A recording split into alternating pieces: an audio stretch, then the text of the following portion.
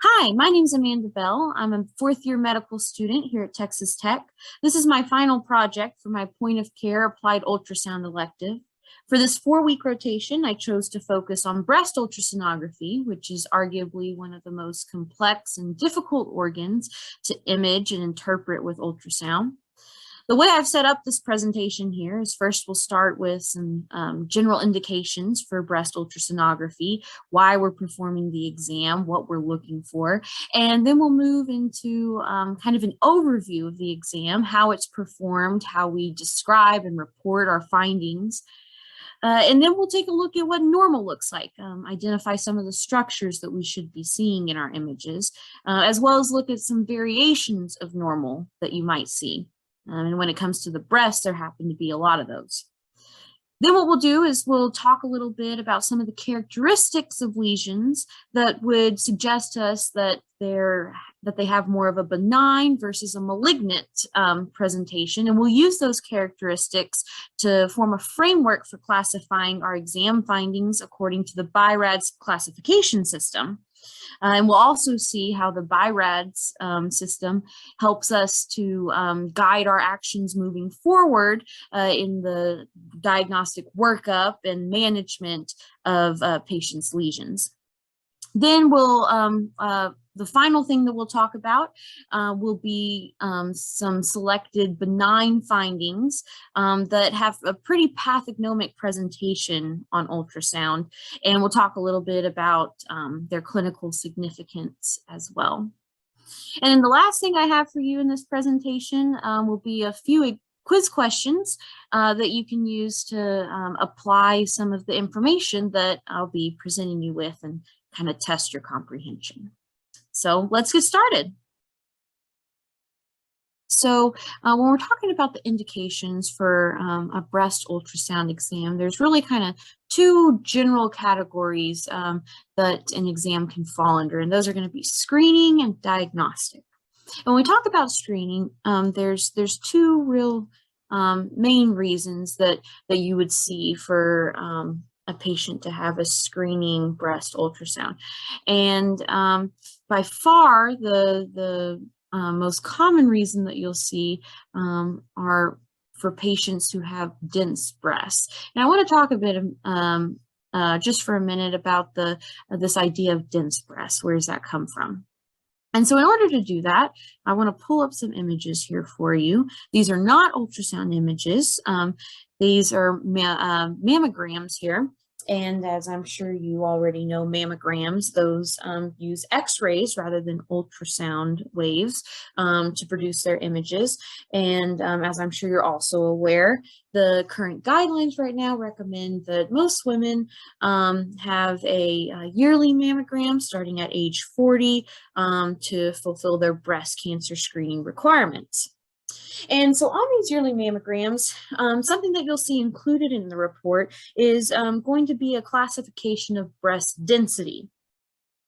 And so what that's referring to is the tissue composition of a patient's breast.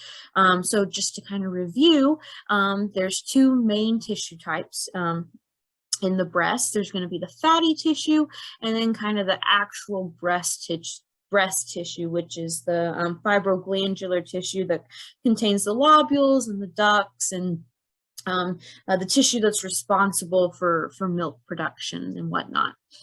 And so on a mammogram, the fatty tissue in the breast is going to appear as this kind of dark gray texture here that you see pretty prominently in this first image here on the left.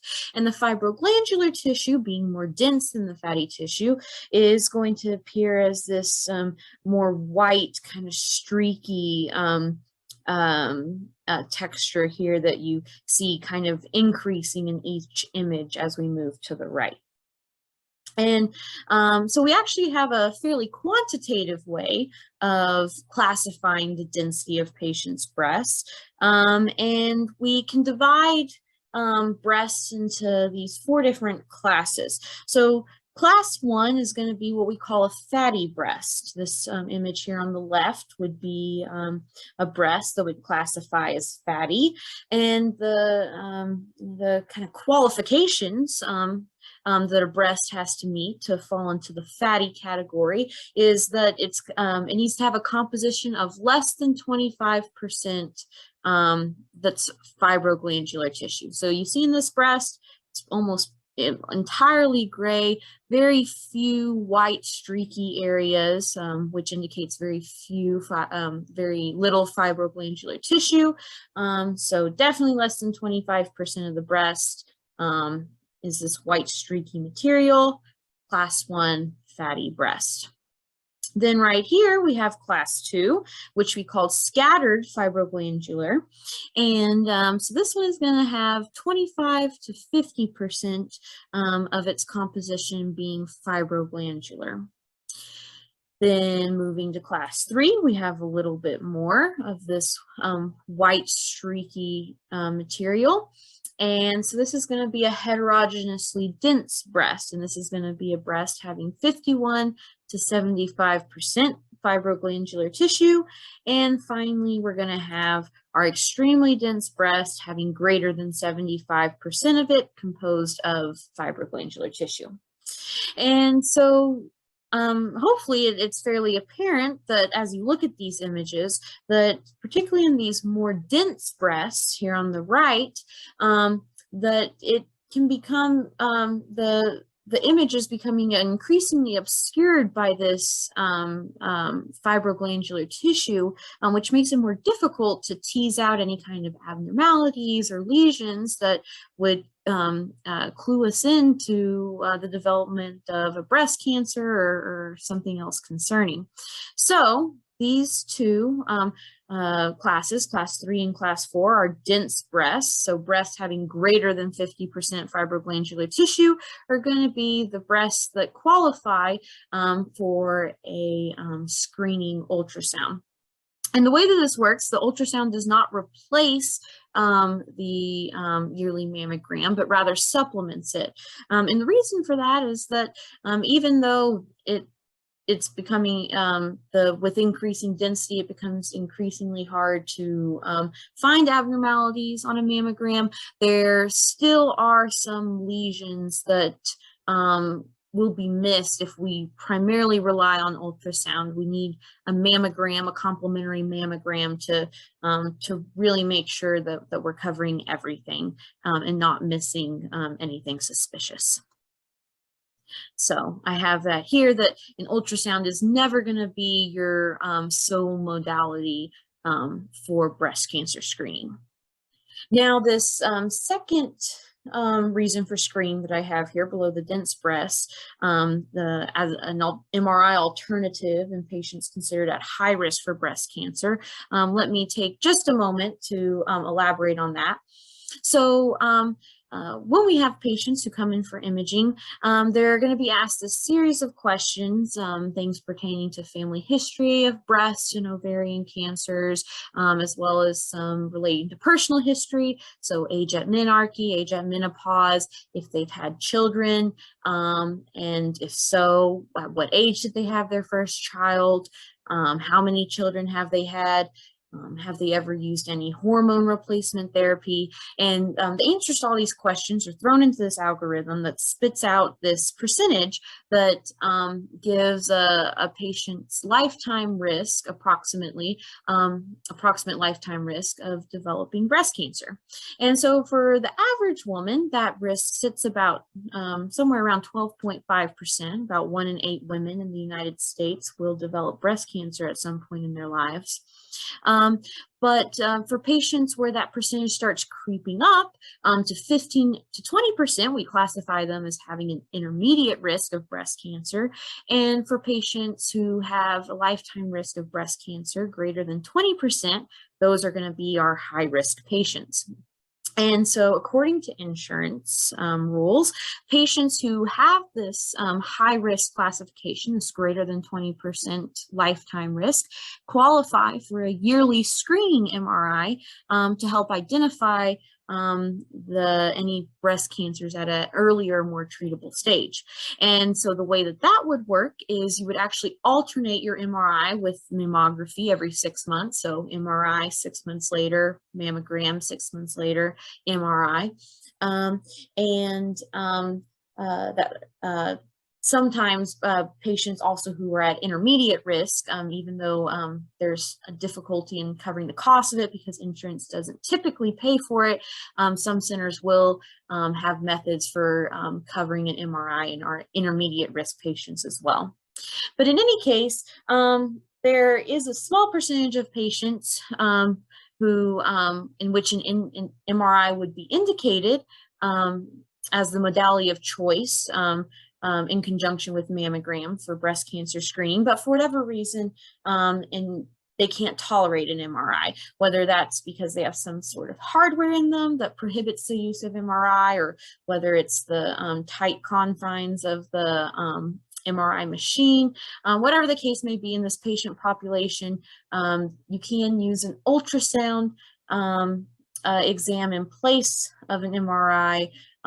Even though it's not preferred, you can use that to alternate with mammogram for breast cancer screening purposes. Now, when we're talking about diagnostic indications for breast ultrasound, so diagnostic means that we have something that we're going after. With screening, we're just kind of generally trying to pick up anything that might be out of the ordinary, that might look a little suspicious to us. With diagnostic, we have more of an idea that something is probably pathologic within the breast, or something is concerning, and we're trying to evaluate that further. So the most common reason, well, I guess two most common reasons would be symptomatic evaluation, so meaning that the patient is having some sort of symptom. So they're having nipple discharge, they have a palpable mass, they're having pain, what have you, they feel lymph nodes in their axillary region. There's something that has prompted the patient to seek care, and now we're trying to evaluate that further. So the second reason that you'll commonly see is to further evaluate some type of abnormality that was seen on a mammogram, to further characterize that. So these are the two primary reasons for a diagnostic breast ultrasound. There are some other reasons though, and we'll touch on those briefly. So breast ultrasound can be used to provide an alternative or further characterization of some sort of MRI abnormality. And this typically comes into play if we're planning some type of intervention, perhaps a biopsy, something of that sort. Typically, we're going to prefer to do those under ultrasound guidance rather than MRI guidance, simply because of the ease of performing the procedure, patient comfort. Really, one of the biggest reasons that you would perform an MRI biopsy rather than ultrasound would be for something that you are only finding on MRI. You can't seem to pick up on an ultrasound. As I kind of alluded to just now, ultrasound would be used for a lot of different interventions. This surgical clip placement here, that's helps to identify the location of a lesion for surgical excision. Then breast ultrasound can also be used to stage lesions, or to stage the cancers for perioperative evaluation, and to evaluate the effects of chemotherapy. Now, in all of these situations, MRI is the preferred modality. But if for some reason an MRI is contraindicated, an ultrasound can do the trick as well. And then finally, a breast ultrasound is actually going to be the modality of choice for evaluating any sort of breast implant issue that a patient might be having. Okay, so talking for a minute about how we actually perform the exam, we'll start with patient positioning, with the goal here being that we want the breast tissue to be as taut and spread as thin as possible. This will help to optimize the quality of our imaging, as well as facilitates reproducibility of findings as far as location and things of that nature. And the optimal positioning of our patients is going to depend on what part of the breast we're looking for pathology in. So if we're trying to get a look at the inner or lower quadrants of the breast, typically the best position is going to be with the patient laying flat on their back and that same sided arm raised above their head. So I have a picture of that here. In this patient, we'd be trying to get a look at her left breast, evaluating the medial or the inferior portions of it. Now, if we were instead trying to look at the outer quadrants of the breast or the axillary region, looking for something like lymph nodes there, then the optimal positioning for that is going to be with our patient in a posterior oblique position, which means kind of turned on their side, allowing the breast to kind of fall across their chest down towards their right side of their body, and that ipsilateral arm is going to be raised above their head again. So here again, we're looking at the left breast of this patient, evaluating the lateral side and the axilla. And then finally, if we're trying to get a look at the superior portion of the breast, the upper quadrants, sometimes sitting in an upright position can help with that, particularly if the patient has very pendulous breasts. Gravity is our friend there, but depending on the patient, depending on exactly where the pathology is that you're trying to get a look at, this exam can be pulled off in other positions as well. So again, left superior breast tissue is being evaluated here. Talking about the type of probe that we use, so typically we're going to want to use a high frequency. Remember, higher frequencies penetrate less, but they have a higher resolution, which is going to suit us pretty well for a breast exam. We're not typically having to look at very deep structures, and we do want to have as clear of an image as possible to more accurately assess what we're dealing with as far as our patient's pathology goes. And we do use linear arrays, so those are the flat footprints on our probes as opposed to the curved arrays. Again, the reason being that we want as accurate and clear of an image as possible, and curved arrays tend to distort the image a bit on the outer edges.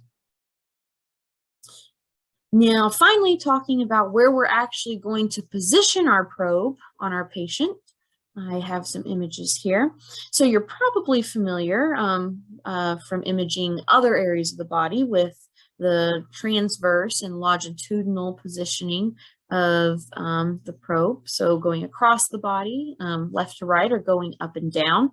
But then we have an additional two planes that we use when we're imaging the breast, and those are going to be radial and anti-radial. And what that simply means, radial means our probe is going to be parallel to these wheel spokes coming out from the nipple. So one side of our probe is always going to be pointed in towards the center of that breast where the nipple is.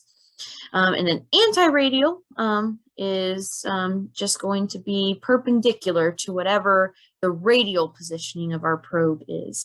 So if our radial positioning was instead over here, with our probe position like that, then anti-radial would be here. So if I was drawing it on this breast, it would be somewhere in this position. And the reason we do that is it just allows us to have a bit of a better reference point so that we can more clearly describe our findings and their location, and it's more reproducible. So each individual who performs a breast ultrasound, particularly when we're talking about screening, kind of has their own method that they use. Some choose to use a sweeping motion going across the breast with longitudinal or transverse orientation.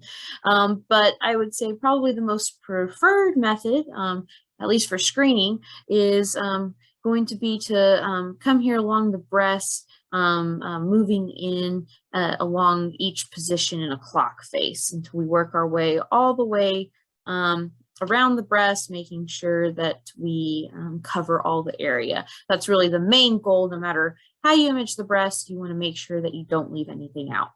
And so after we worked our way around the entire breast, around that entire clock face, we'll get some additional imaging of the nipple and subareolar region, as well as evaluate the tail of the breast up here and the axillary region, typically looking for the lymph nodes in this area, evaluating those.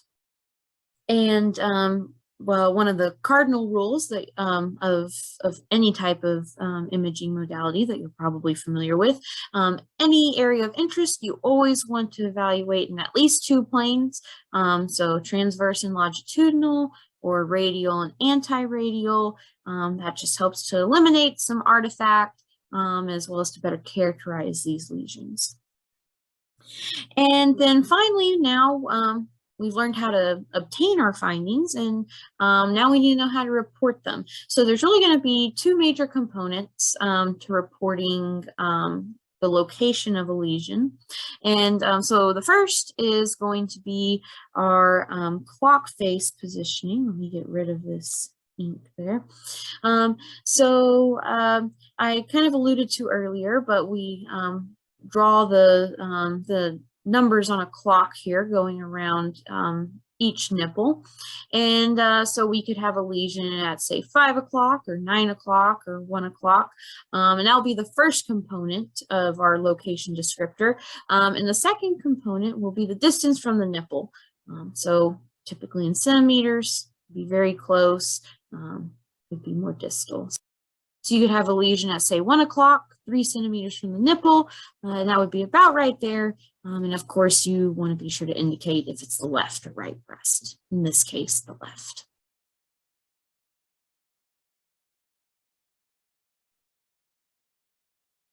Okay, so now let's take a look at what normal looks like on our ultrasound images. So here I have a nice normal ultrasound. And so the first thing that I want to point out to you is this these longitudinal lines here. This is a striated muscle. This happens to be our chest wall, primarily composed of the pectoralis muscles. You can identify it, as I mentioned, because of its striations. And so you want this to be kind of the bottom of every picture that you take of the breast. And the reason for that is that there shouldn't be any breast tissue posterior to our chest wall. So in this orientation, posterior would be down here below the muscle. All of our breast tissue should be anterior to that, in front of it, above it on our image. So if we have the chest wall in our image, we can say with confidence that we are imaging all of the breast tissue, that there is no area that we're leaving out at the bottom of our screen. And furthermore, if we do see any type of pathology or lesion, we can see if it has any kind of invasion or attachment to the chest wall here. So want to look for the chest wall to kind of gauge your depth on your ultrasound imaging. The second thing that I want to point out to you is this very bright hyperechoic line. This is going to be our lung pleura. It's deep to the chest wall here. So that's going to be the interface of the lung there. You can, as the patient breathes, you'll be able to kind of see it sliding along just deep to the chest wall. Next thing here is going to be the hyperechoic line at the top of our screen. This is our skin. It creates a echogenic structure there at the top. And so the next thing I want to point out are these kind of gray areas here, perhaps reminiscent of the gray areas that I showed you on the mammograms a few slides back. And similar to those gray areas that we saw then, these are going to represent areas of fatty tissue in the breast. These we're going to describe these as isoechoic, and I'll explain why here in just a moment. And they're going to be interspersed with this more hyperechoic, this more echogenic material here. And similar to the mammograms, this more brightly colored material is going to be our more dense fibroglandular tissue. You'll be able to tell those apart fairly easily on the ultrasound exam. And then the last thing that I want to point out at the moment are going to be these echogenic bands here that run through the fatty tissue. And these are going to be our Cooper's ligaments, those fibrous connections between the skin and the deeper areas of the breast that kind of support the breast and give it some lift and some form. And so I mentioned just a moment ago that when we're talking about those kind of gray areas of fatty tissue in the breast, we're going to describe that texture, that grayish texture, as being isoechoic. And that's because when we're imaging the breast, we're going to describe all the structures, all the lesions and other pathologies. We're going to describe that echo texture, their echogenicity, relative to that of the breast fat. So something that appears more white than that gray breast fat echo texture is going to be described as being hyperechoic, and something that's more black, that's darker than that gray fatty area is going to be described as being hypoechoic. And of course, completely black is still anechoic. That's not necessarily a relative term. Okay, and so the last structure that I want to spend some time talking about that's a component of normal imaging is going to be a rib. Ribs are something that you will see on images. They're not concerning. Obviously, we do hope our patient has some ribs. And but the reason that I want to spend some time talking about them in isolation a bit is because they can be kind of confusing for new learners who are just being introduced to breast ultrasonography. I'll pull up an arrow here in just a second pointing to the ribs in this image. There's one rib here in this area, this kind of dark area. There's going to be part of another rib right over here. And the reason that ribs kind of pose some challenges in identifying them is because, as we'll talk about in just a few slides here, ribs have two characteristics that are considered to be red flag signals that raise suspicion for a malignant quality of a particular area of pathology. And those two things the ribs do are going to be, one, they cast a posterior acoustic shadow. This image really isn't deep enough to fully appreciate that. You'll see it a little bit better on the motion clip that I'm about to pull up. But ribs will cast shadowing because they are a very reflective surface as far as ultrasound rays go. And the second quality that ribs have are that they're a hypoechoic area. And we'll talk about in just a while that hypoechoic areas are typically going to be the areas that are more concerning for us as far as pathology and potential for malignancy go. More hyperechoic areas, and even to some extent isoechoic areas, and certainly anechoic areas are not going to be quite as concerning. So ribs do these two things. They cast a shadow, they're hypoechoic. And so for that reason, someone who's just starting out might have a tendency to identify these as potential concerning areas of pathology. But there's several things that you can look at to prove to yourself and reassure yourself that this is just a rib and doesn't require any sort of further workup or identification or evaluation. And so one of those things is, remember that I said that you have your chest wall right here with these striations. And remember how I said that you always want that at the bottom of your screen, kind of as a a lower border for your image. And I said that was because all of your breast tissue is going to be in front of that. It's going to be superficial, anterior, however you want to say it. On your ultrasound image, all your breast tissue is going to be above your chest wall. And while certainly you could have tumors and other pathologies deep to your chest wall, you shouldn't have any breast cancers occurring there in isolation because there's no breast tissue there to go awry. So you will have your rib always being posterior to your chest wall. So that's your first clue. The second thing, and you can't really see it in this image, but you will in the next motion clip, you'll see your lung pleura. A lot of times you'll be running just below your rib there. So a structure that's running between the pectoralis and the lung pleura, well, a rib is going to be a pretty good candidate for that. Some other things you can look at, ribs are going to have a highly echogenic surface here. The ribs are a very dense, very reflective tissue. And so the ultrasound rays are going to bounce right off of that. That's the basis for the shadowing. And that's also the basis for this very hyperechoic white line that you'll see here on the surface of any bone really that you see on ultrasound. And then the final thing that we can do to prove to ourselves that and reassure ourselves that this is in fact a rib is we can turn our probe at a 90-degree angle to kind of elongate that rib. Remember how I said that any area of interest we always want to image in at least 2 planes? Well, right now we're getting a cross section of that rib, but if we elongate it, that'll give us a pretty characteristic rib silhouette that is not really going to look like any sort of tumor that we would be dealing with. Okay, so here's my arrow. Here's my rib right here that we've been talking about. I'm fixing to pull up that motion pic that I've been promising you.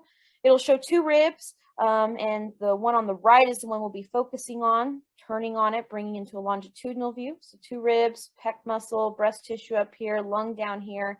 You'll see this rib on the right, we're turning on it, just brought it into a longitudinal view. Still have our chest wall here above it, our lung pleura running right here below it. And that doesn't really look like any tumor I've seen. It's a rib. And now what I want to do is I want to show you some different variations of normal that you'll see as far as breast imaging goes. And remember I said at the beginning of this presentation that for the breast, there's a lot of different presentations of normal, and it's important to be able to identify those as non-concerning versus things that do require further workup and investigation. And because you have so many different variations of normal, that's part of what makes imaging of the breast so complex and so difficult when it comes to ultrasonography as compared to a lot of different organs and organ systems. So the first thing I'm going to do is I'm going to bring up the same image that we've been looking at. I'm sure you're probably getting tired of looking at it by now, but what I want to point out are, again, the fibroglandular tissue here. We also call that the breast parenchyma. And the fatty tissue that you see here, pre-mammary, and here behind the parenchyma, retromammary. Again, fatty tissue and fibroglandular tissue. Those are the 2 major components of our breast, fat and parenchyma. And so this breast belongs to a 40-year-old woman. She has a moderate amount of breast parenchyma as compared to fat content here. So that's as opposed to this next image that I'm bringing up. This belongs to a younger woman. And so you see here, you really have significantly reduced the fatty areas of the breast. It's now mostly the fibroglandular breast parenchyma here. And you'll notice that not only do you have more of that fibroglandular breast parenchyma here, but you'll notice that you also see this new structure here that wasn't seen before, this kind of darker hypoechoic area. Specifically, we would describe those as being poorly marginated hypoechoic curvilinear echoes found within our parenchyma. I've outlined one area of them for you here in case you're having trouble seeing that. And so these are going to be our ducts and our ductal stroma there. And they're going to be more prominent in our younger females. Okay, and so this next image here, this is going to be a lactating female. And so you'll notice here that pretty much the entire breast now is composed of breast parenchyma. There's really very little fat, maybe some pre-mammary fat running right along here and perhaps a little bit down lower on. But really you have this, the majority of the breast is the fibroglandular tissue. And the second thing that you'll notice is that in this fibroglandular tissue, its echogenicity is a bit decreased, meaning that particularly as compared to that first image, it's not quite as bright white. It's almost something that we would even tend to call isoechoic in some instances. Perhaps not so much in this particular image, but certainly in other lactating breasts, it can be more of more homogeneously this echo texture here, and that we would call isoechoic. And I have another image for you here, also a lactating breast. You'll notice the isoechoic parenchyma here in the image up here and moving around here. But the other thing that you'll notice are these hypoechoic, in some areas really even anechoic structures, and those are going to be your dilated ducts that you'll see pretty prominently in the lactating woman. Dilated ducts, we'll talk about a little later on, can be a sign of something like a papilloma or even some cases a cancer, but they can also be a completely normal finding, as in this lactating woman. Nothing concerning in this image here.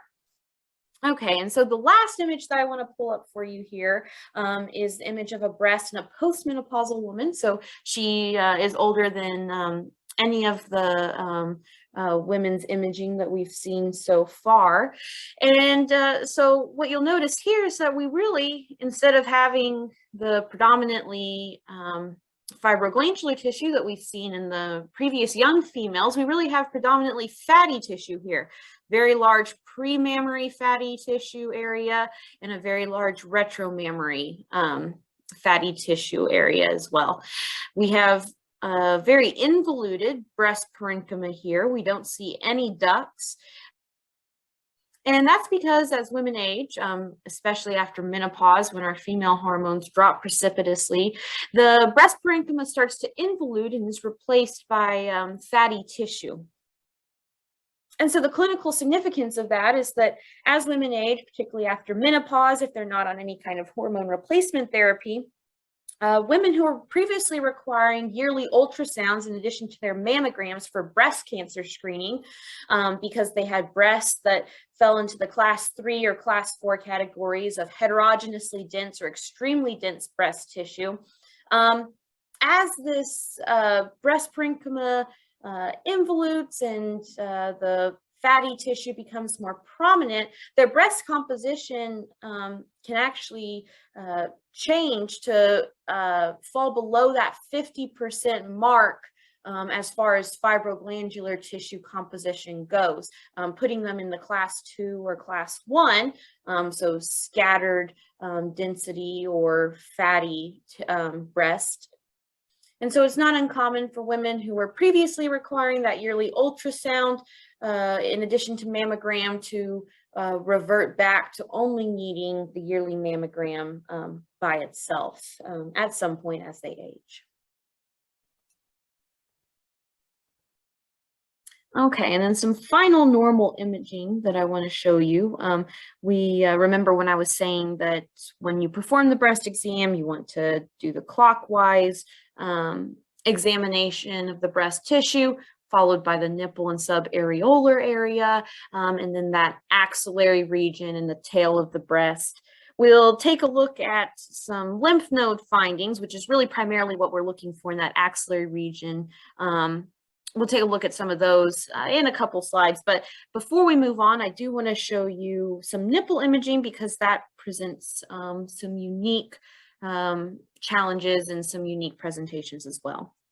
So the first thing to note when you're imaging the nipple is that because the nipple has some very dense connective tissue, it will actually cast another posterior acoustic shadow. Similar to how we talked about with the rib, this isn't any kind of concerning shadowing here.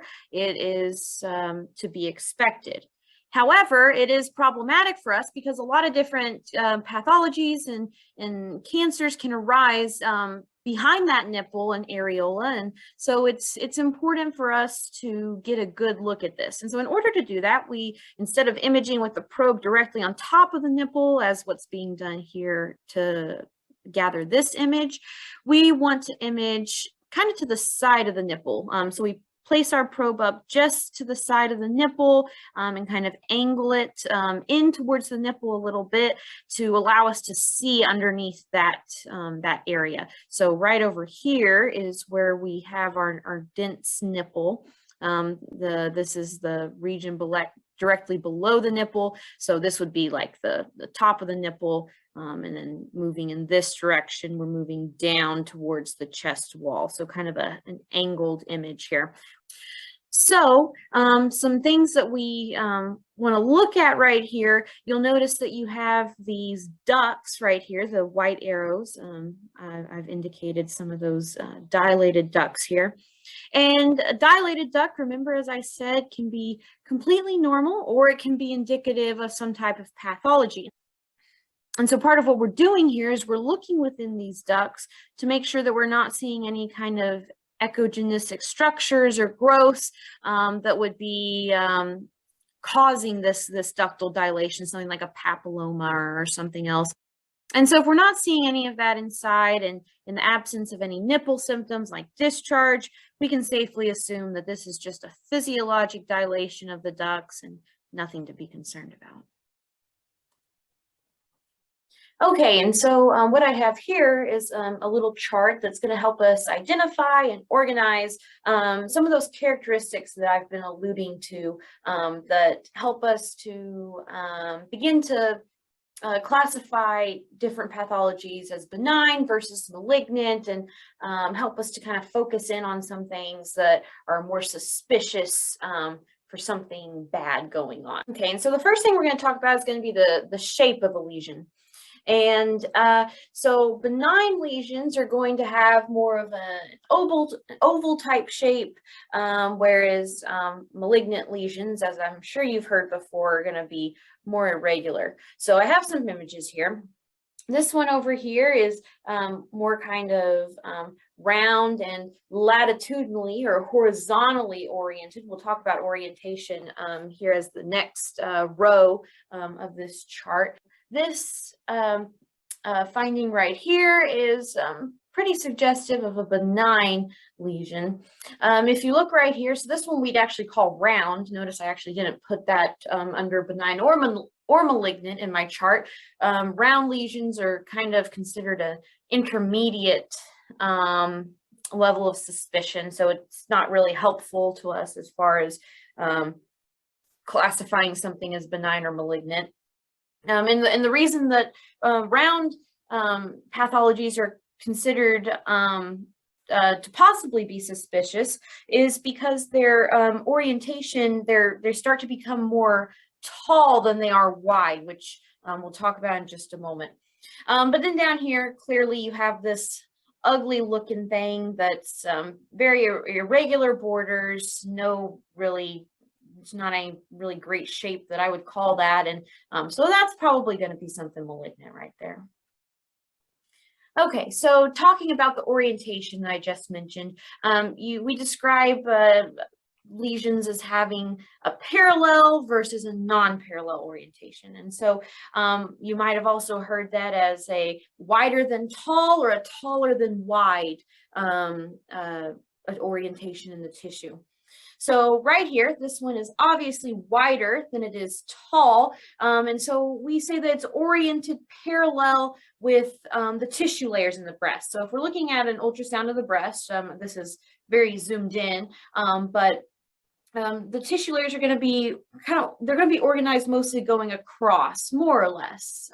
They're not going to be oriented in this direction going up to down. They're going to have a layer here, a layer above that, that sort of thing.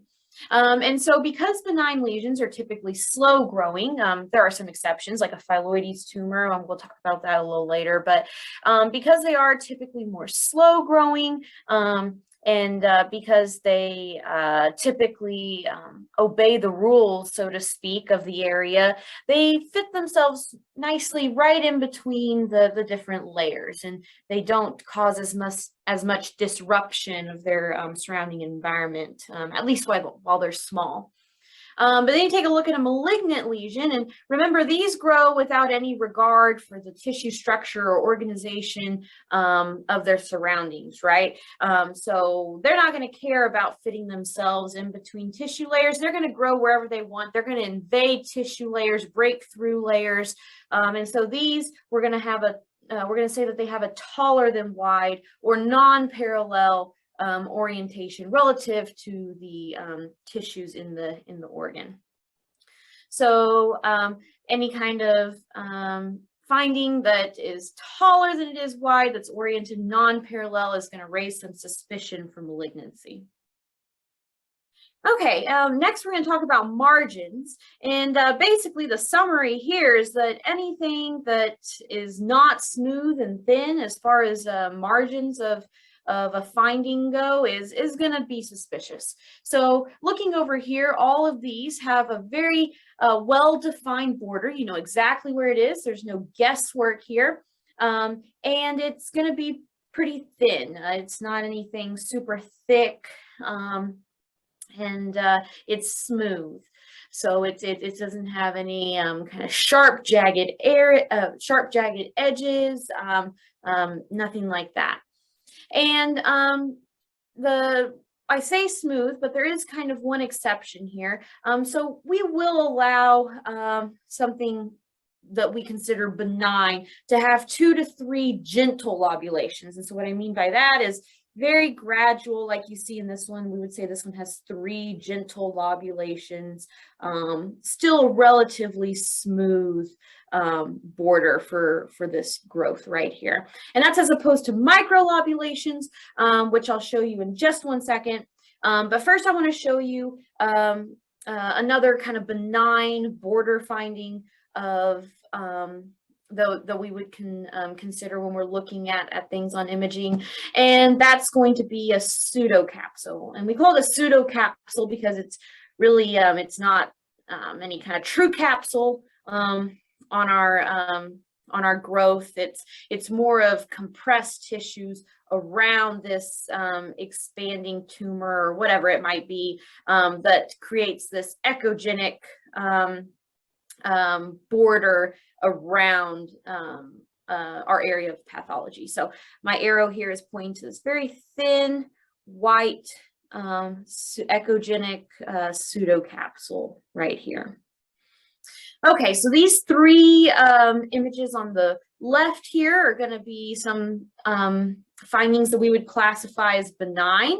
And then the ones over here on the right, these 4 are going to be ones that we're going to be more suspicious about. So this first one up here, this one's going to show a microlobulated border, so microlobulations. And that's what I was saying, as opposed to these gentle lobulations that we see on this benign finding. Hopefully you can see a difference here.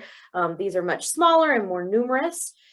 This one is going to have an indistinct border. You notice you can't really point out the exact place where this lesion starts and ends, where the border between the abnormal and healthy tissue is. Over here, I've kind of outlined that it's somewhere in this area, but you really can't tell for sure.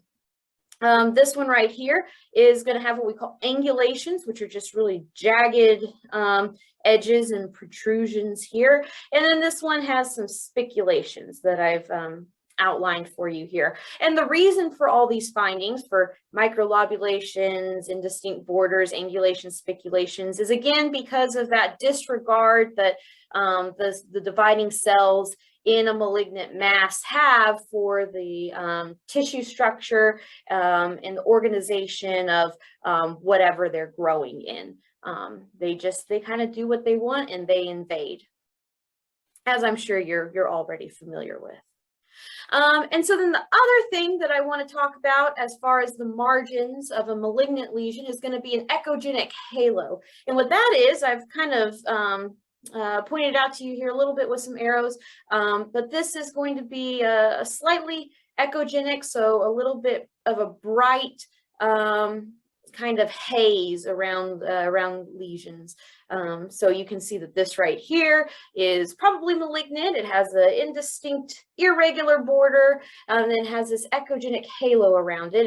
And that's believed to be caused by a desmoplastic reaction.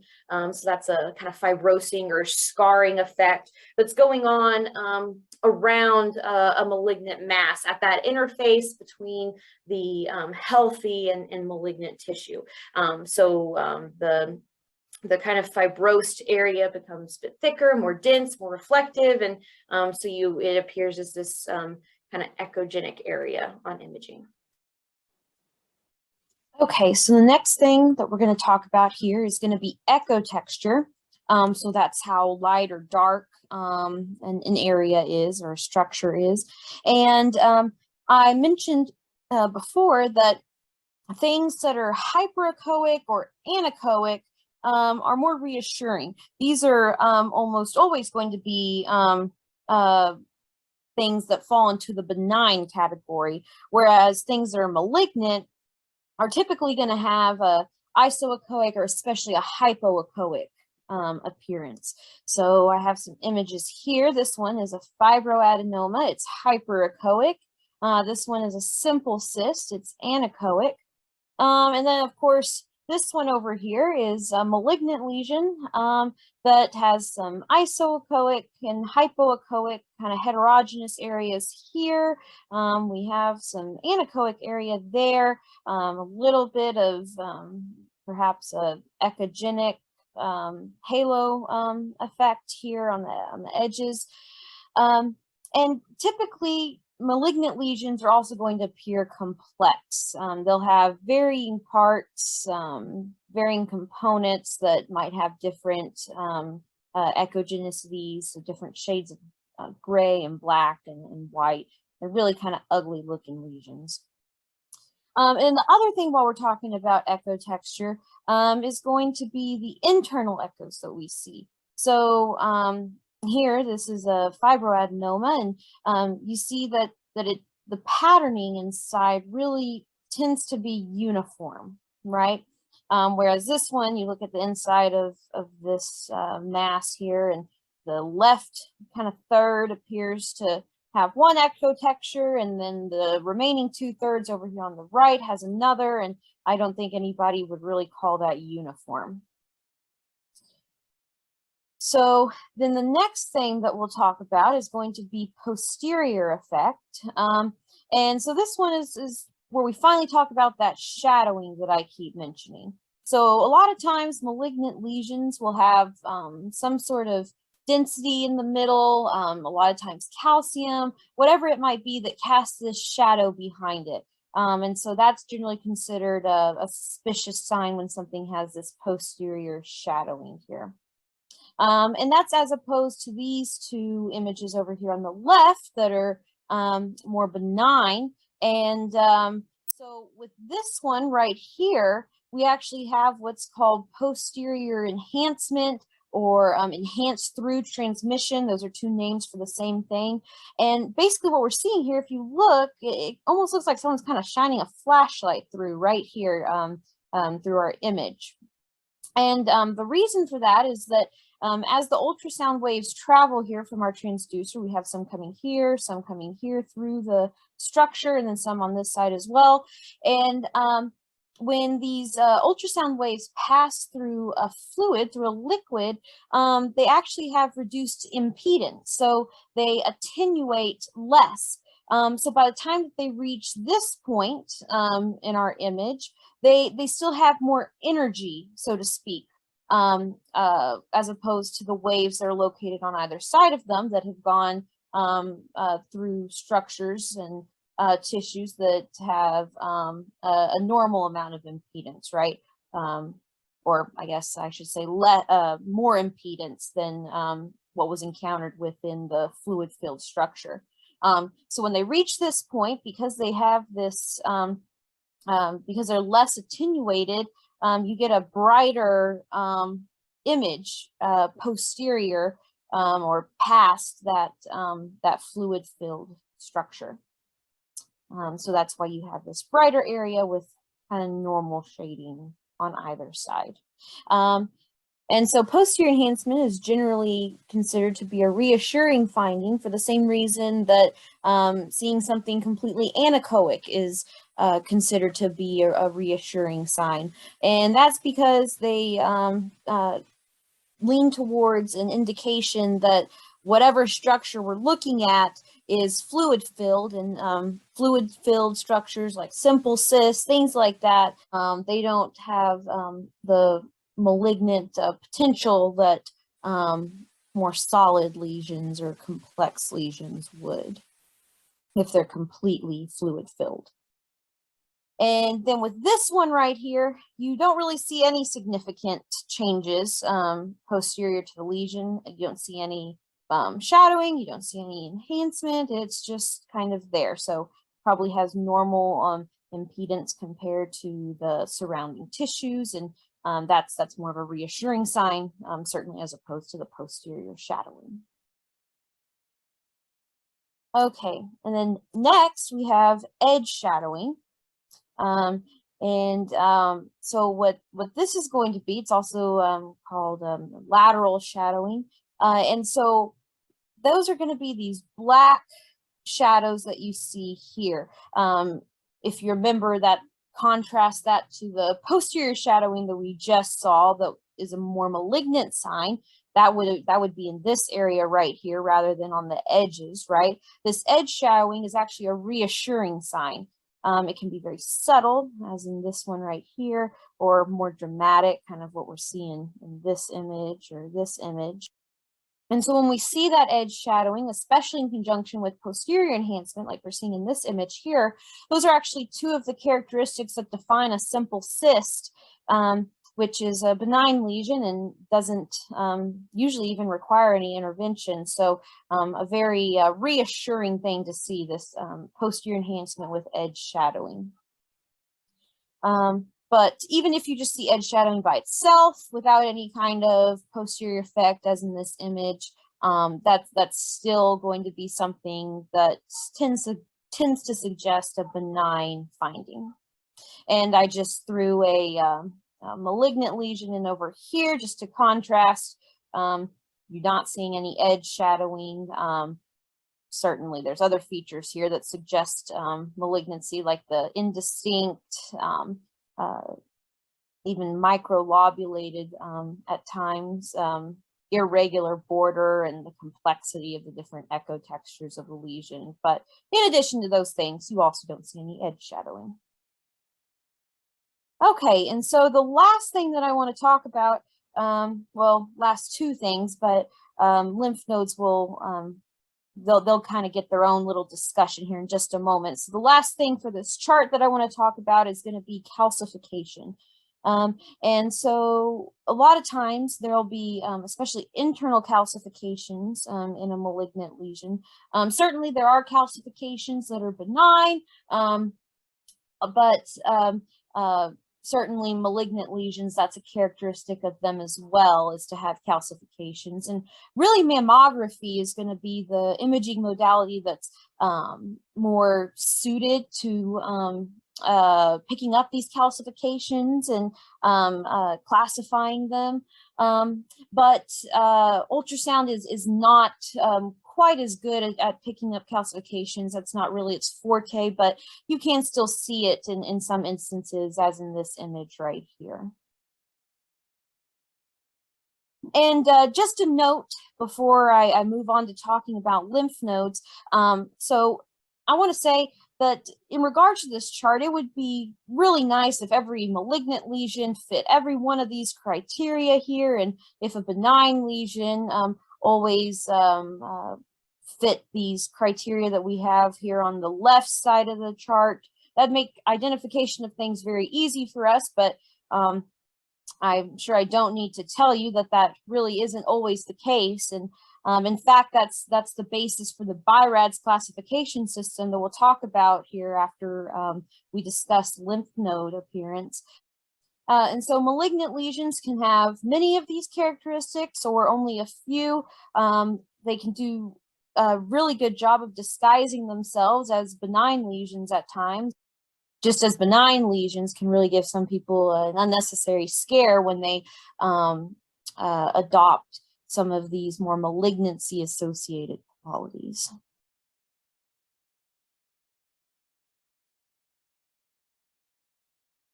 Okay, so let's talk about lymph nodes for just a moment. So you can find lymph nodes that are intramammary. You can also find lymph nodes, particularly in the axillary region. That's one of the biggest reasons that we evaluate that axillary region is to look for any sentinel node enlargement. The axillary nodes, as I'm sure you're aware, are considered the sentinel nodes for breast cancer now. So when we're looking at a lymph node here, what you're going to see is this very prominent fatty hilum. That's a good sign. And then around that, we want to see a relatively thin and smooth and symmetric hypoechoic cortex. So just to kind of recap a bit on the structure of a lymph node for your review. In the hilum of the lymph node, there's going to be two blood vessels feeding into it, an artery and a vein. And then in the cortex around that hilum, that's where the lymph is going to enter the node. And it'll trickle and work its way through until it reaches the hilum, where it's going to exit via an efferent lymphatic vessel. And so the outer parts of the lymph node are going to be primarily where our germinal centers and follicles are going to be located, and they're going to kind of get the first look at any pathogens or cancers that are brought to the lymph node. So when we have metastases to lymph nodes, that's going to be the cortex that is going to primarily enlarge, and a lot of times it does so asymmetrically as well. So as long as our cortex is smooth and thin with a very prominent fatty hilum, then that is what we want to see, and that's a good sign. So all of these here are normal lymph nodes in the axilla. It can be sometimes difficult to tease them out of the surrounding tissue. They can be very subtle at times. And for that reason, whoever is acquiring the ultrasound images will sometimes throw a color Doppler on the lymph node to prove to whoever might be viewing these images later that they are in fact looking at a lymph node. And the way they prove that is going to be by showing the blood flow of the two vessels that are in that fatty hilum there. So you can see here where there's color Doppler on that pulsatile nature there in the hilum of that lymph node. And here's a still image showing those two vessels that you can see rather neatly there. That's proving to whoever looks at this image that they are in fact showing you a lymph node rather than some other structure. So we looked at the benign lymph nodes, and now I want to show you what some malignant nodes would look like. So you can see here that fatty hilum in some of these is almost obliterated, just a very slim line. And you have a very prominent, enlarged hypoechoic cortex, a lot of times very asymmetrically. So you see this little lump coming off the side of this one. And so these are going to be findings that are indicative of malignant nodes, so cancers that have metastasized to this area. And you can actually quantify it by measuring the width of the cortex here. That's what they're showing you. What's being done in this image. And those would all be signs that would warrant further workup for metastasis. Okay, so next we'll talk about the BI-RADS classification system. And so what this does is it has 7 different categories that a particular ultrasound exam could fall under. BI-RADS also applies to mammograms and some other imaging, but we're going to focus on its implications and descriptors as far as ultrasound is concerned. And the way it works is that there's certain characteristics that are going to describe findings that classify the imaging into one of these categories. And based on those categories, that helps to dictate what further investigation or management is required for that patient. Which in some cases may just be reverting to routine screening, while in other cases it will indicate treatment. It ranges the full spectrum. And the way that this further action has been determined is based on the likelihood of malignancy of whatever imaging is being evaluated.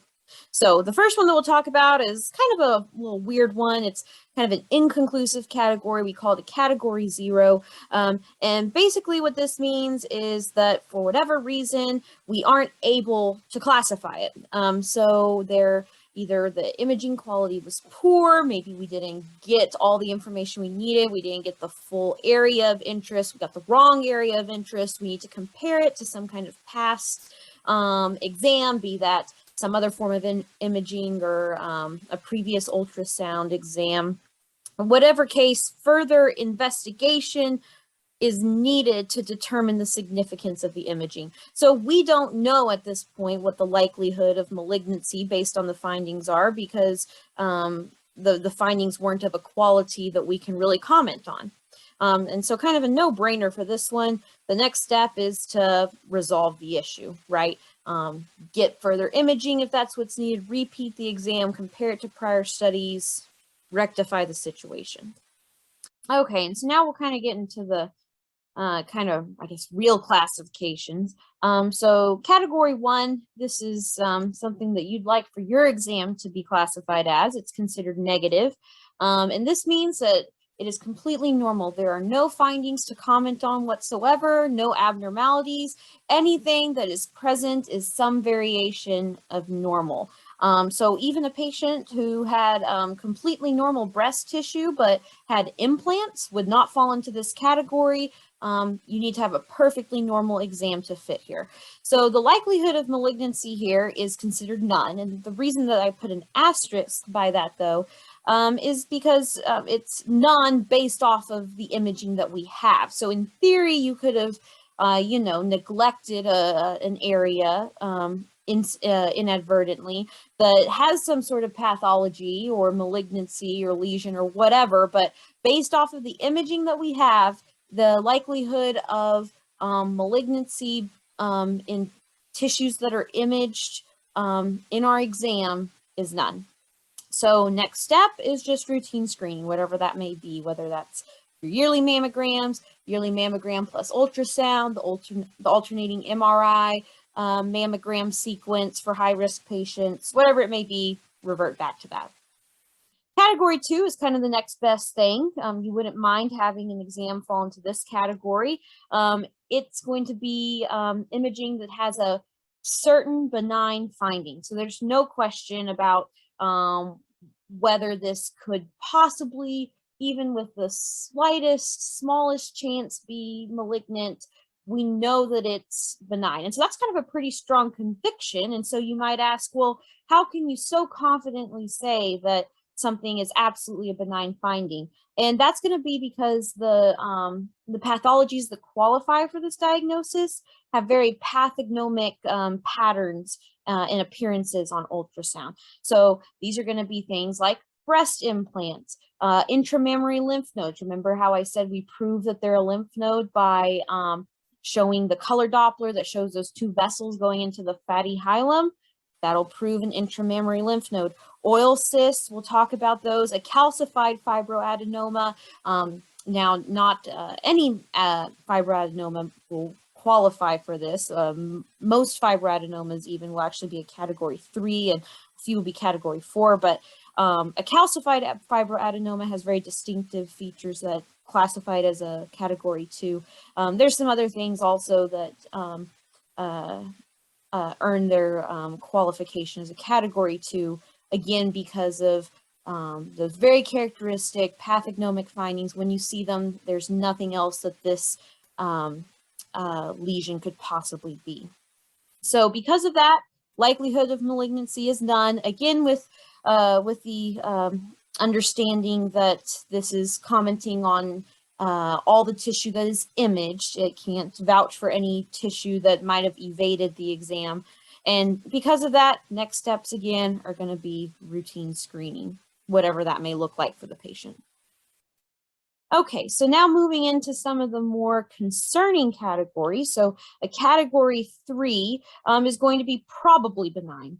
And so this is going to be some of those things that they don't have a pathognomic pattern that they're presenting with, but based on that chart that I showed you before, for all intents and purposes, they seem to be benign.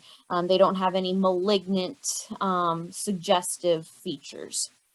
However, because we cannot be 100% sure just based on the imaging, we can be very sure, but even if there's a small chance, we don't want to neglect that in our patients. So the likelihood of malignancy for imaging that meets this criteria is considered to be less than 2%, but that's still 1 in 50 women who could potentially have a malignancy, and we don't want to just brush this under the rug. So we're going to go ahead and follow this up. So guidelines recommend to repeat the ultrasound exam at 6 months and then at 12 months. So 2 6-month intervals. And then most people actually follow that up at 1-year intervals for 2 more years. So you would potentially follow it up at 6 months, at 12 months, at 24 months, and then at 36 months. So a 6 month, 6 month, 1 year, 1 year interval sequence. And then after that, at the final follow-up exam, if there doesn't appear to be any changes, still no concern for malignancy, then it's considered safe to, at that point, revert back to routine screening. Okay, and then category 4 is now when we start to suspect that something might be off. So this is going to be a suspicious abnormality. And so these are going to be things that don't necessarily have a lot of malignant features, but they don't have the typical benign features either. So we can't really put them into a nice, neat category either way. And so because of this, we're going to go ahead and investigate these further. We're going to be a little bit more aggressive than just follow-up imaging. We're actually going to want to get a sample of some sort because the likelihood of malignancy here is increased. You see it's sitting around 12 to 25%. So that's fairly significant. So the next step, fine needle aspiration or a biopsy, whatever it might be, kind of depending on what you're suspecting the lesion is, that might dictate exactly how you go about retrieving a sample of it. But we do want to pursue some type of histological analysis at this point. And something else to mention about this class 4 BI-RADS. So there's actually have some subdivisions that's supposed to help providers further manage lesions that fall into this category. You can have a BI-RADS 4A, a 4B, and a 4C. And what this further does is it further stratifies that cancer risk. So it's A will be the lowest risk, B will be intermediate risk, and C will be the highest risk within this category. All right, then category 5, this is when we're seeing those malignant characteristics that I showed you in that table. So with these, we're going to be pretty certain that there is a malignancy here. However, malignancy for breast cancers is never purely diagnosed just off of the imaging. We can be very, very certain based off of imaging, but we do need a histological evaluation in order to actually make a malignancy diagnosis when it comes to breast cancer. So next step here is going to be a biopsy. In some cases, a surgical excision, depending on what's going on, but usually a biopsy is going to be next. And then a category 6. So this one is a known malignancy. And you might say, well, that seems a little bit silly. If we have a known malignancy that is biopsy proven, why are we, what are we doing here by even imaging that? Well, the reason being is that perhaps we're trying to have some kind of surgical planning, or what a lot of times will happen if we have a large lesion, malignant lesion, or if we have a locally advanced breast cancer, we'll treat initially with some neoadjuvant chemotherapy prior to undergoing surgery to kind of shrink that tumor size down, and by reducing the tumor burden, we're able to have a more breast conserving approach to our surgery rather than something more radical. So category 6 means, hey, yes, we already know the cancer's there. We've seen it under a microscope, but we're just trying to get some sort of monitoring or further evaluation for procedures that we're planning. Obviously, next step is going to be to continue with whatever treatment you have planned. Okay, so now we'll go ahead and we'll talk a little bit about some of those benign lesions that I mentioned that have a very characteristic appearance on ultrasound that should make them fairly readily identifiable. And so we'll put some pictures up of some of those, and we'll also talk some about their clinical significance. So the first one that we're going to start with here are going to be cysts. So cysts come in a variety of flavors. You have simple cysts, complicated cysts, and complex cysts. And so we'll talk about the simple cysts first, because those are the ones that actually have the pathognomic characteristics on ultrasound that can allow you to make the diagnosis on imaging and classify that exam as a BI-RADS 2. So the definitely benign, no further workup indicated. So when we're talking about simple cysts, they have 5 characteristics, like I just mentioned. I'll put those up here. And you'll notice, though, that all 5 of these, the well-circumscribed, anechoic contents, thin echogenic capsule, the posterior enhancement, that's that enhanced through admission there, and the edge shadowing, that's that last bullet point there. All 5 of those things were items that were listed under the benign section of our chart that I showed you earlier. So it makes sense then that these structures, these lesions, would be a benign entity, right? So here's a picture here. You see it has all these things. It's well circumscribed with an echogenic capsule. You see that white line there.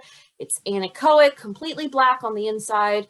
You see the enhanced through transmission there, and you see the edge shadowing on the sides. This is definitely a simple cyst. There's nothing else that it could be. So if this is the only finding that you see in an ultrasound exam on a patient, you can classify that imaging as a BI-RADS 2 and go ahead and move on. So these simple cysts, to talk a little bit kind of about what they are, where they come from, when we see them. So what typically happens is they're caused in a general sense by overdistension of the terminal ductal lobular units, so TDLUs.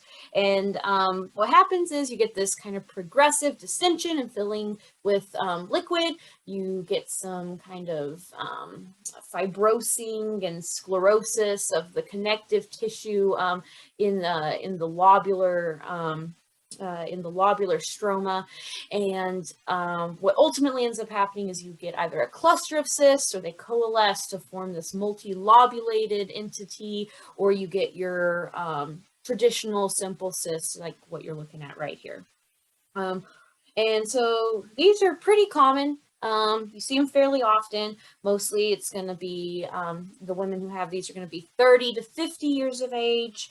And so these don't require any further treatment.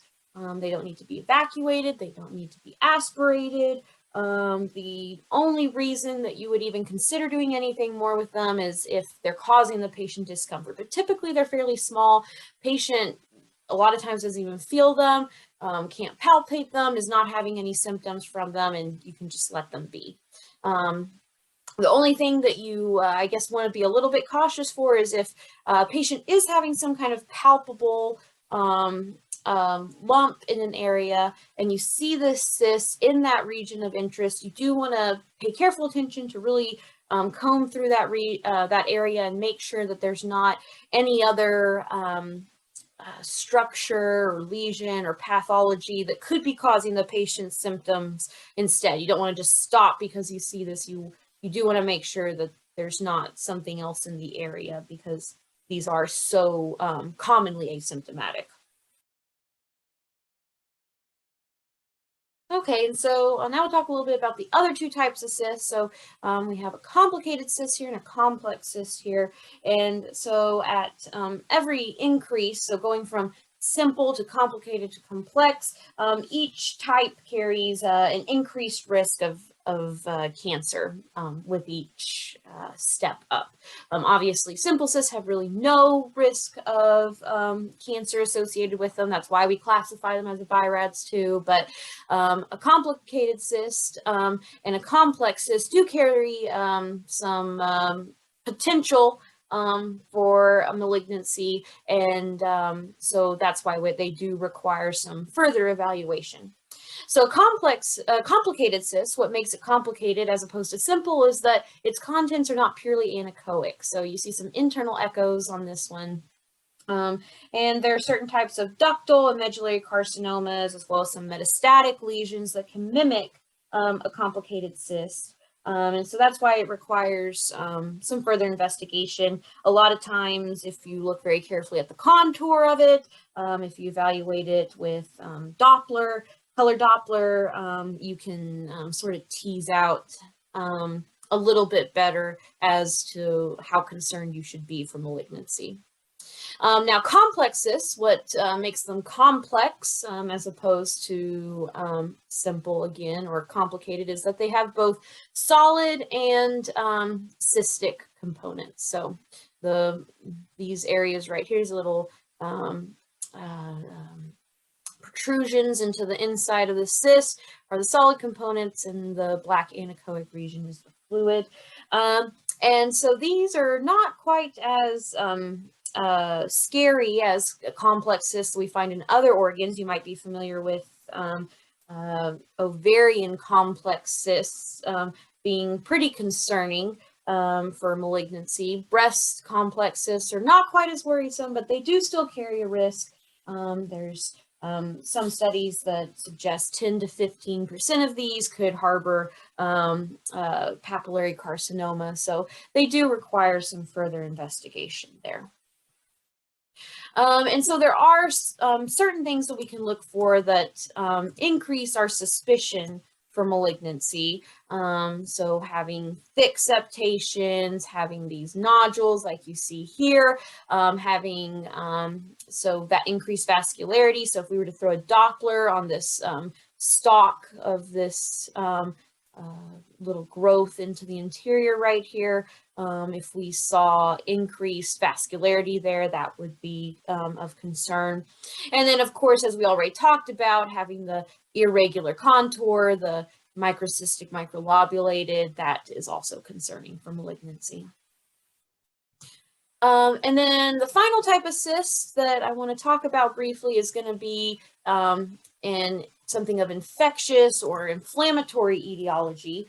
And so what you'll usually see with these types of cysts is that can kind of clue you into the fact that there's an infectious process or some kind of reactive process going on, is that you'll see some thickening around the wall of the cyst.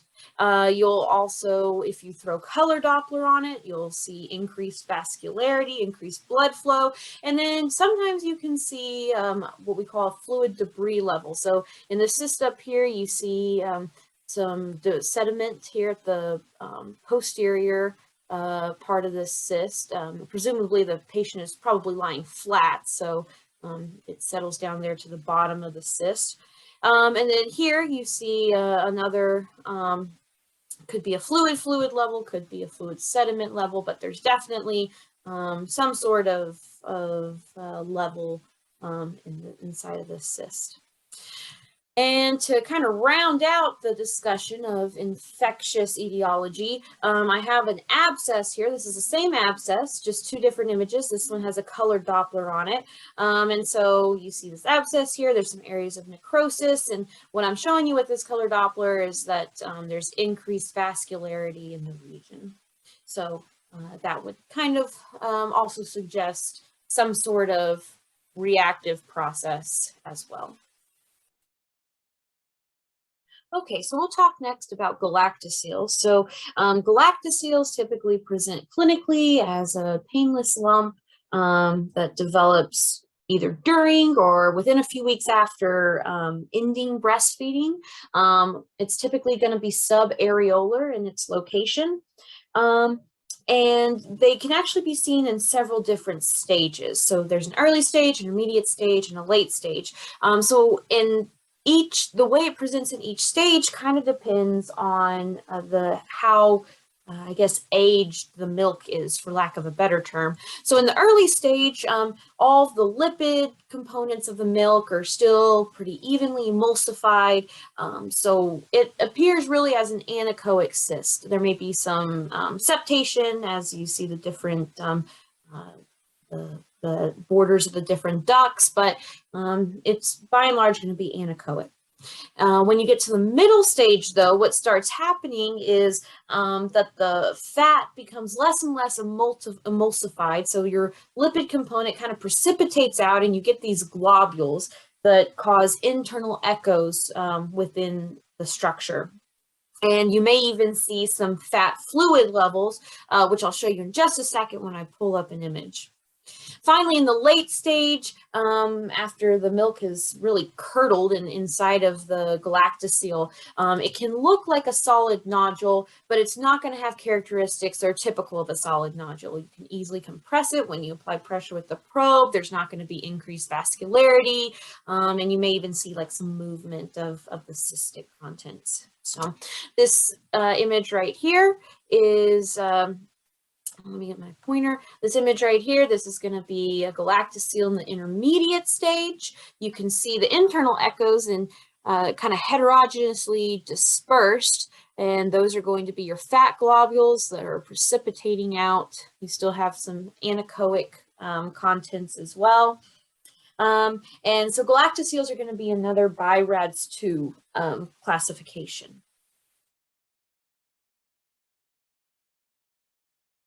Okay, so next we're going to talk about liponecrosis. And liponecrosis, so it's an inflammatory process. It's not pus producing though, and basically it results from saponification of adipose tissue. And so this can occur after something like a biopsy or a surgical excision. It can occur after trauma. And basically what happens is you get blood or some other fluid filling a space, causing edema, causing ischemia because of compression of surrounding tissues that eventually leads to necrosis and the adipocyte rupture and resulting characteristics of the lesions. So it can come across in several different presentations, kind of depending on where it is in the process and what specifically is the cause and what's going on. So one way that it can present is with an oil cyst. And so this happens when you get macrophages that come into the area and they start eating up these kind of free lipids that result from the adipocyte rupture. And so you get these kind of fluffy macrophages that have these necrotic lipid vacuoles in them. And you can actually see it on a mammogram as a soap bubble image. And so an oil cyst is something that can be classified as a BI-RADS too. The other presentations of liponecrosis cannot. So a complex cyst, so remember that's a cyst that has both solid and cystic components. And so what causes the solid components of this cyst is that you get this edema in the area that can kind of cause these pseudo nodules on the walls of the cyst. And I'll actually show you a picture of that here in just a second. You can also have liponecrosis that resembles a seroma or a hematoma, and that makes sense considering that trauma or surgical excision is one cause of liponecrosis. And so when that happens, it can kind of look multilocular because of echogenic bands that you'll see inside of the structure and some pseudonodules on the walls again. And then as the cyst heals, it can actually fibrose, you can have some calcification, and basically the end result is that it can kind of assume this shape that it can be irregular, it can be angular, it can have a lot of ultrasound qualities that align a bit more with those malignant characteristics that we went over a while ago. And so because of this mimicry, you do have to rule out cancer in these cases. Specifically, serous carcinoma is one that it can look similar to. And so here I have a picture of a complex cyst appearing liponecrosis area. So this region right here on the wall of the cyst, the pseudonodule, is what makes it complex. That gives it its solid component, and obviously here it's anechoic component right here. Okay, so next we'll talk about fibroadenomas. They're another pretty common pathology that we'll see in our patients, and like cysts, they come in a variety of different subtypes. They're classified as benign solid tumors, and like cysts, they also arise from the TDLUs. Those are the terminal ductolobular units again, except this time, instead of being caused by kind of fluid entrapment and accumulation, they're going to be caused by uncoordinated proliferation of both epithelial and stromal components. So you'll have both tissue types within your lesion. And what can happen is the stromal component can actually undergo what we call myxoid degeneration, and that results in a variety of different things. It can cause sclerosis, hyalinization, but significantly, it can also cause calcification. And the reason I bring that up is I mentioned earlier we were talking about the BI-RADS classification system. If you see a calcified fibroadenoma, you can actually identify that as a definitely benign lesion, and that exam, if that's assuming that's the only finding, can qualify for a BI-RADS 2 characterization and just routine screening moving forward. That's not necessarily the case with other types of fibroadenomas, so that's why they're a special group.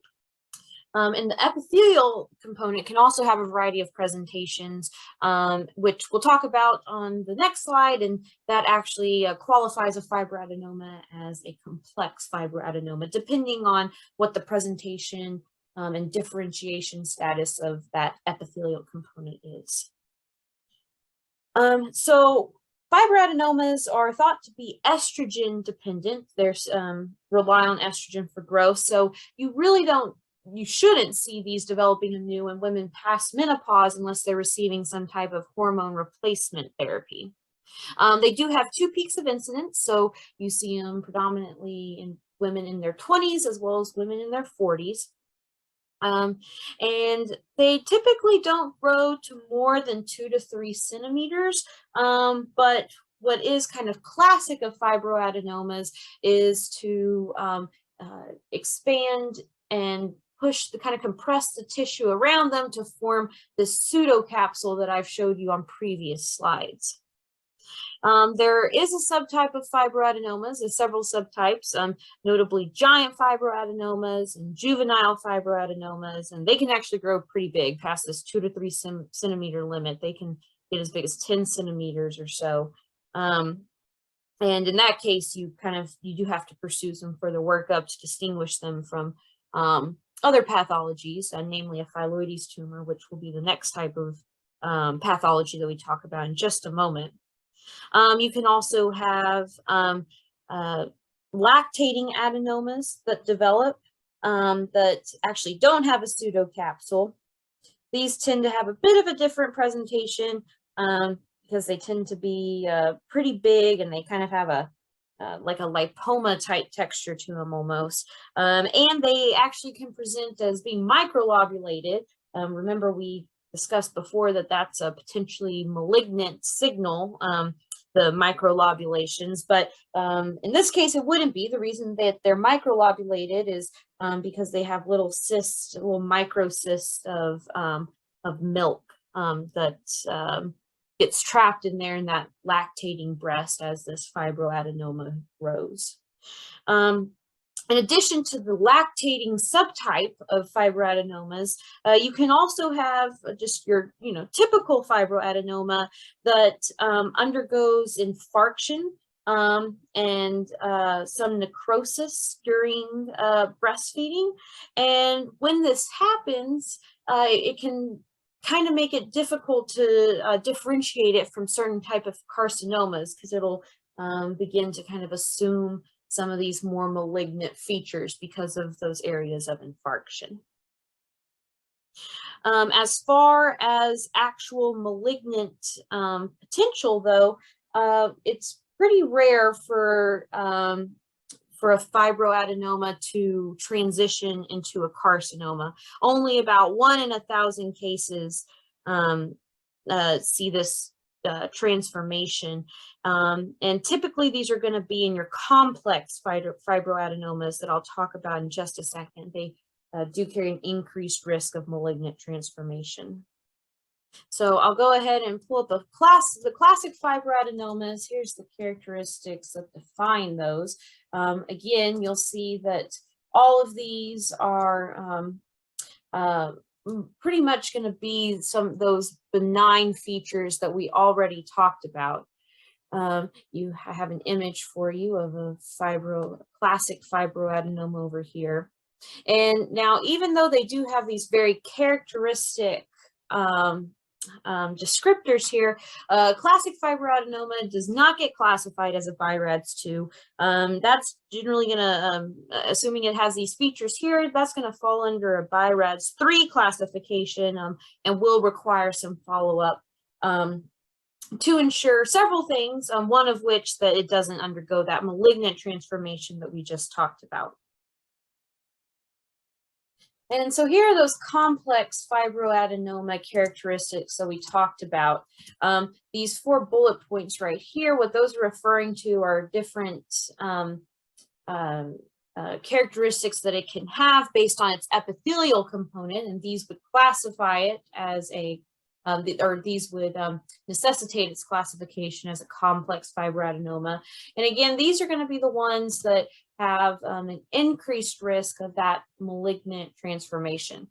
And so the difference, if you remember the last one, it was pretty, on the classic fibroadenoma, the inside of the internal echoes were pretty homogeneous. It was a pretty regular pattern throughout, but on this one, it's a little bit more, there's a little bit more differentiation. There's some more, it's more heterogeneous. See some areas that are a bit brighter, more hyperechoic, some more hypoechoic areas. And so that's how you identify it as being complex. And so complex fibroadenomas that have microcalcification, so that's typically going to be associated with those that have ductal hyperplasia, or that have microcysts, and that's going to be typically due to the apocrine metaplasia, or that have the areas of sclerosing adenosis that appears as hyperechoic areas. All of these are going to qualify as a BI-RADS 4 and are going to require some histological analysis. Also, any fibroadenoma that has a microlobulated appearance is suspicious for malignancy and will be classified as a BI-RADS 4 and need a biopsy as well. Okay, so next we have phylloides tumors, and these are actually pretty similar to certain subtypes of fibroadenomas. It can have a lot of different presentations, and it can be, it's a very interesting tumor. It's actually been identified by 62 different names throughout the course of medical history, kind of indicating just how difficult it can be to identify it in some cases. So it has several subclasses, 3 subclasses to be exact, and that's going to be benign, borderline, and malignant. And which class it falls into is going to be based on histological assessment. So you can't tell that based only on ultrasound, as tumors in each of those classes will appear pretty similarly. There can be some subtle differences, but not enough to really establish the diagnosis. You do need that tissue sample to do that.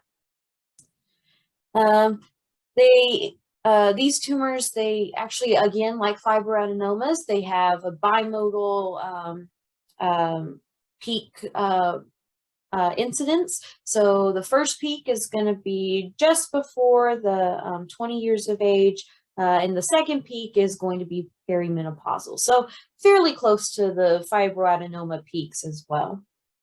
And the reason that they get the name phylloides, that's from the Greek word for leaf, and that's because of their histological appearance. They have intralobular stroma that grows within the ductal system, causes these leaf-like projections in these kind of slit-like pseudocystic spaces.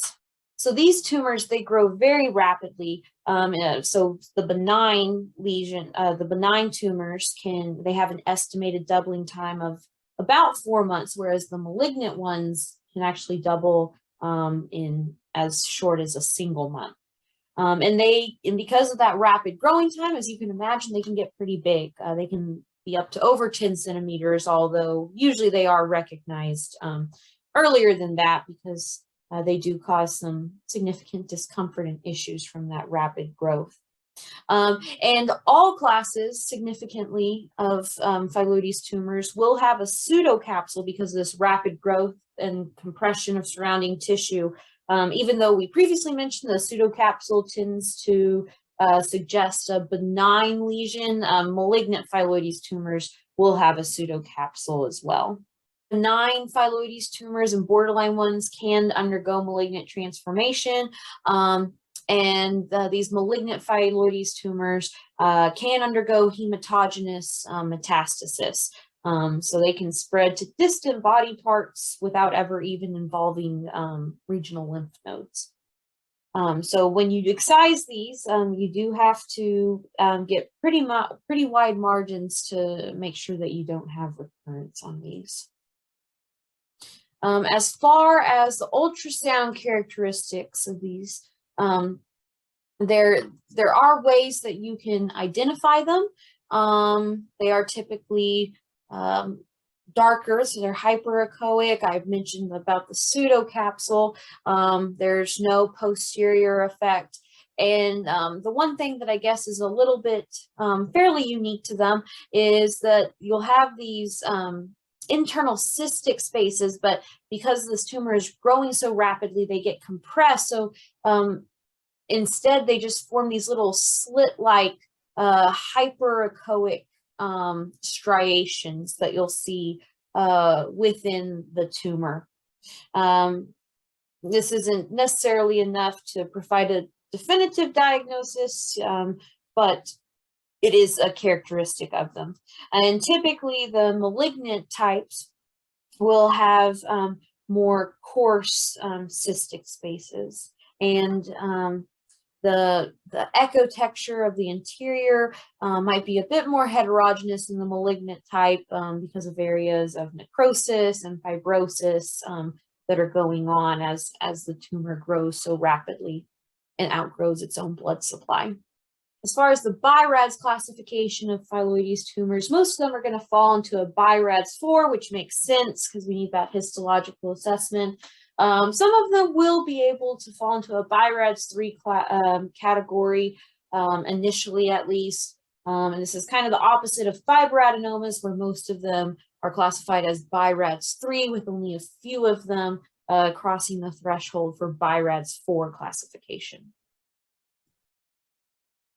Other type of lesion that I did want to mention was hamartomas. I don't have a picture of those. I don't have a slide for those, but these are another pathology that falls under a BI-RADS 2 classification. And they basically can contain a lot of different tissue types: fat, glandular tissue, fibrous tissue, and they can have this kind of variable mixture of isoechoic elements and hyperechoic elements. And a lot of times they'll have this kind of multi-layered, like targetoid appearance. And that's what's pathognomic that makes it a BI-RADS 2. These are most common in women over 40 years of age. They typically don't have any symptoms with it. And they're not at risk of any type of malignancy or malignant transformation. So thus they don't need the follow-up, just the routine screening that a BI-RADS 2 classification dictates. Okay, so talking about papillomas now. So papillomas, they're an intraductal epithelial proliferation. And there's kind of two general types that they divide them into. There's the ones that arise in the periolar region, so near the nipple. These typically occur in the perimenopause period. And then you have ones that arise in the more peripheral ducts near to the TDLUs. And these are the ones that you're going to see in younger patients. They often have multiple ones of them if these are present. And a lot of times they'll have atypical characteristics because they are associated with different proliferative aspects of the TDLU that they're next to. And so because of these factors with the proliferative associations and the atypical features, they're considered to be at a fairly high risk of malignant transformation, these peripheral papillomas that occur in younger women. Additionally, these peripheral papillomas very rarely cause any kind of noticeable symptoms by way of nipple discharge or duct ectasia, which are both going to be signs of the subareolar papillomas, which we'll talk about here in just a second.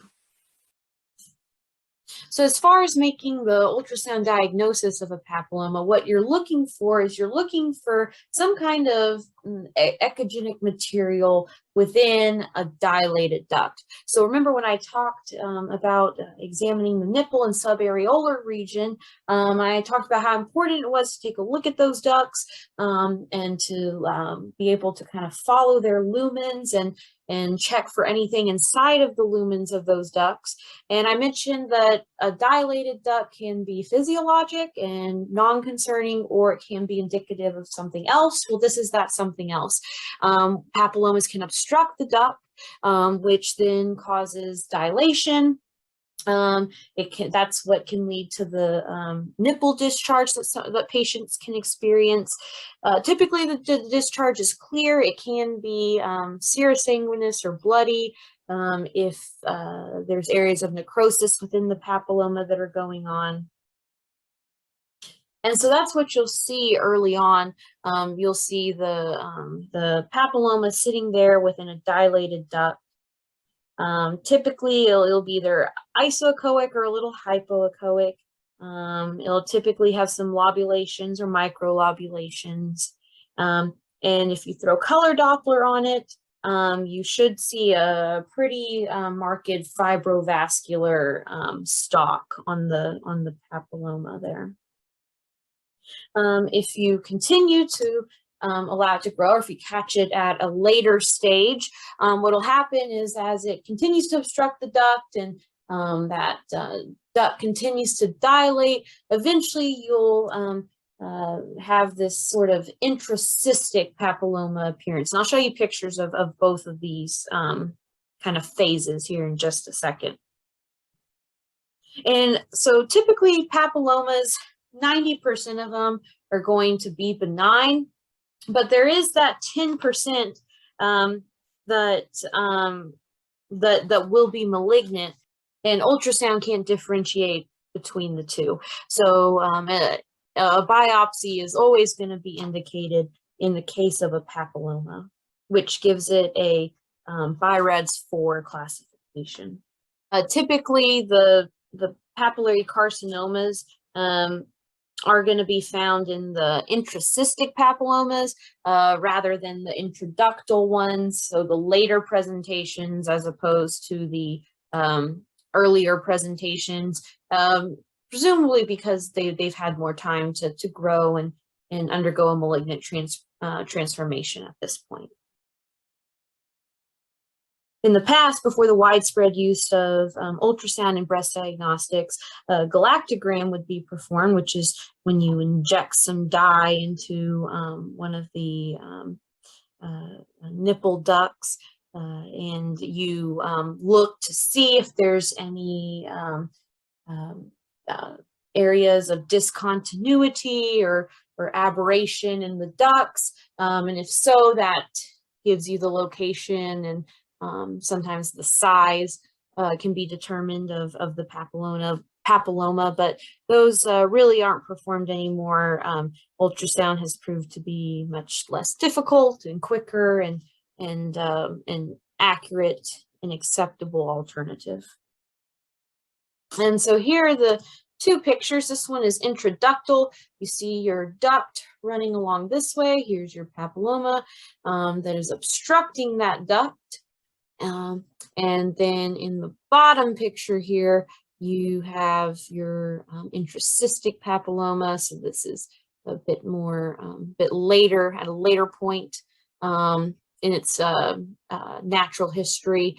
You have your papilloma right here and your cystic area right here, because it's continued to grow to the point where it has obstructed the duct completely and formed this cystic lesion. Okay, just a couple more slides left.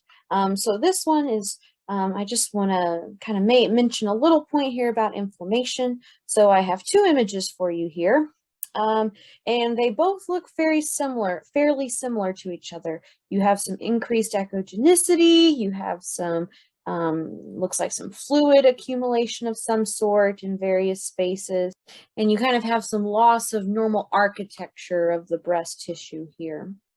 It's kind of hard to tell which is fatty tissue, which is fibroglandular tissue in both of these images. And so I bring this up to point out that, so one of these is cancer and one of these is just some benign lymphedema after a surgery. The reason I bring this up is because inflammatory breast carcinoma, it's a cancer that can be very rapidly progressive, very locally aggressive, and it can really mimic inflammation, thus the name inflammatory breast carcinoma. So it's important to pick up on this fairly quickly. Here you'll see that the pre-mammary fat, subcutaneous fat here has increased echogenicity. It's pretty hyperechoic. You can't really tell where the fibroglandular tissue is and where the fatty tissue is. This is some lymphatic dilation here as the cancer has obstructed some of the lymphatic ducts. And then over here, this is just some, as the description says, some post-surgical breast lymphedema. You have some swelling in the tissues and whatnot, completely benign, and should hopefully resolve a bit with time. So it's always have to keep a very low threshold and a high suspicion for things of this nature, like inflammatory breast carcinoma.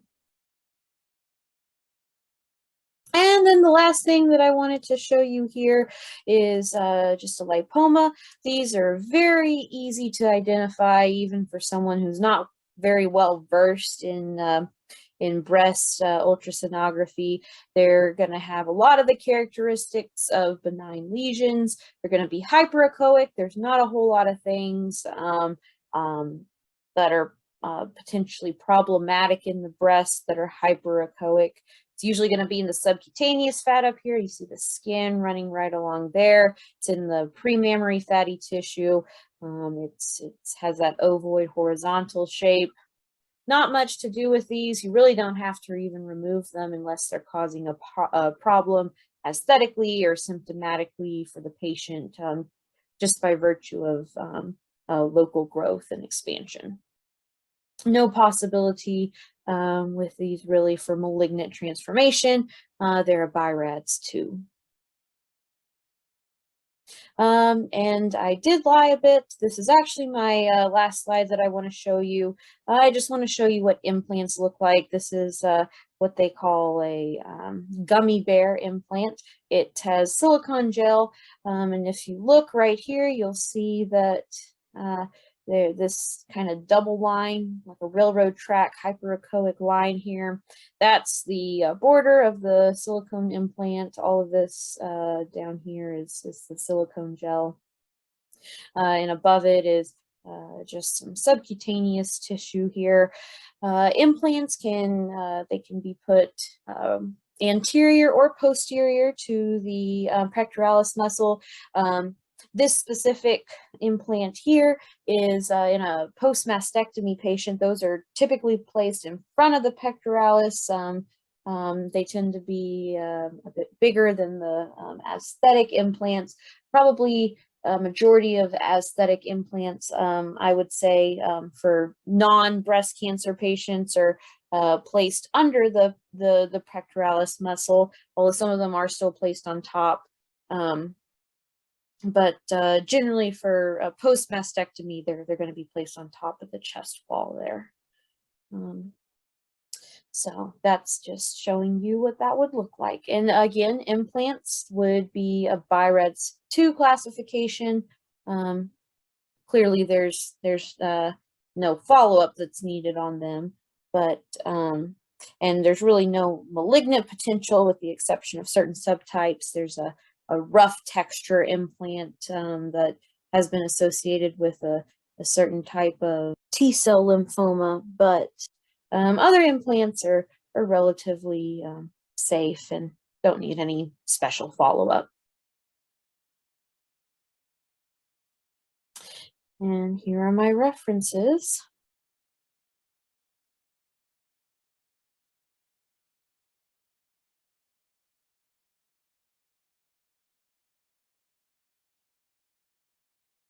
Okay, so on to the final part of my presentation here. I have 3 quiz questions for you. So here's the first one. A 52-year-old postmenopausal woman comes to the physician for a health maintenance exam. She does not smoke cigarettes or drink alcohol. Her diet is low in fat. She receives estrogen and progestin replacement therapy for vasomotor symptoms. Her blood pressure is 130/76. Exam shows no abnormalities. This patient is at greatest risk for which of the following types of cancer? So I'll give you a minute there to pick an answer in your mind.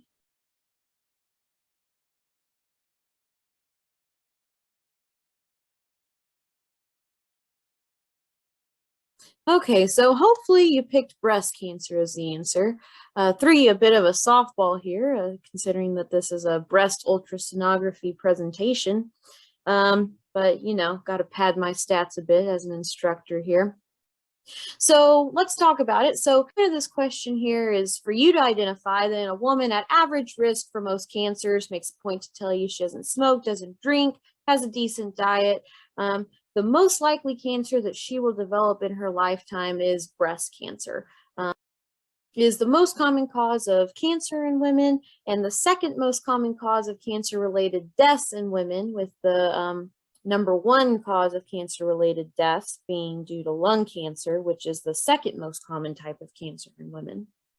Furthermore, it says here that she receives hormone replacement therapy, which, as I'm sure you already know, further increased her risk for breast cancer. So the very obvious answer here, hopefully to you, given all factors considered, was that she is at the greatest risk for developing breast cancer.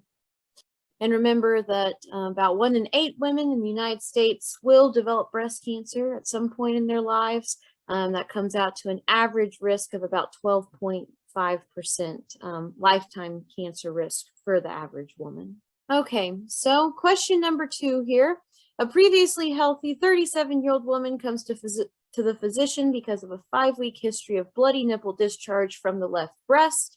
Examination of the breast shows no palpable masses or skin retraction. Blood can be expressed from a ductal element of the nipple of the left breast. Mammography shows no abnormalities. Which of the following is the most likely diagnosis? So I'll let you sit on that for a minute.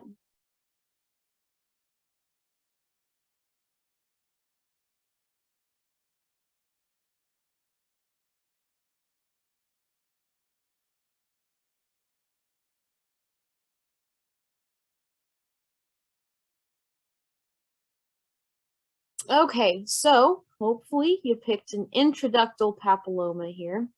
So a little bit more difficult question here. This time I'm asking you for a likely diagnosis. So this woman's coming here with a complaint. Her symptom is nipple discharge, bloody nipple discharge. Doesn't seem to be any other symptoms that are overly concerning. Can't feel any masses. There's no skin changes that they're telling us about.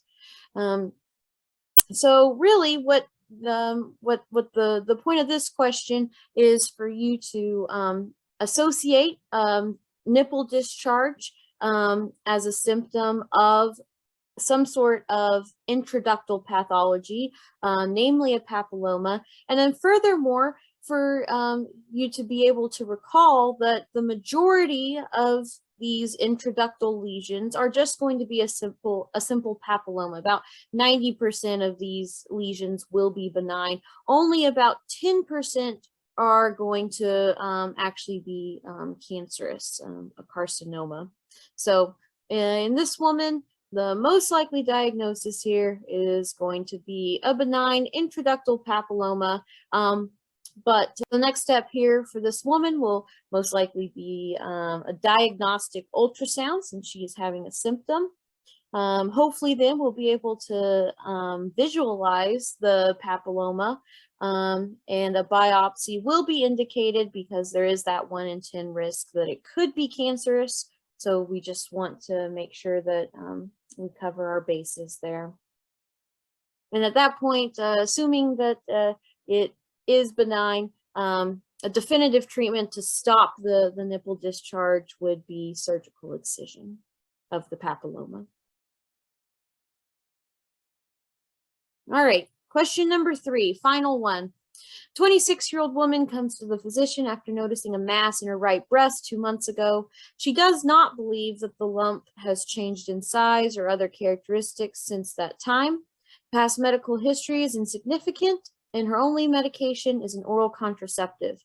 Ultrasound exam shows a 2.5 centimeter solid lesion in the 10 o'clock position, 4 centimeters away from the nipple. It is described as ovoid with wider than tall dimensions and no posterior effect. A pseudocapsule and edge shadowing are noted, as are uniform internal echoes. No abnormal ipsilateral axillary lymph nodes are appreciated. What is the best next step in the management of this patient?